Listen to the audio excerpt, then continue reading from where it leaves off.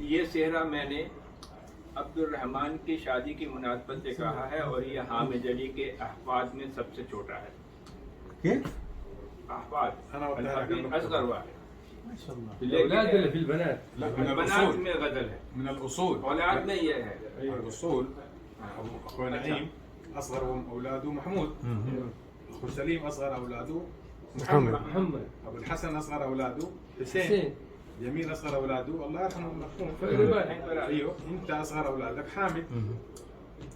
حامد أصغر عبد الرحمن بعد كده ما في إلا بنات. أيوه بس عبد الرحمن أكبر من حامد. لا مو في العمر، في الأصول، في الترتيب الأصول، في ترتيب الأصول. المهم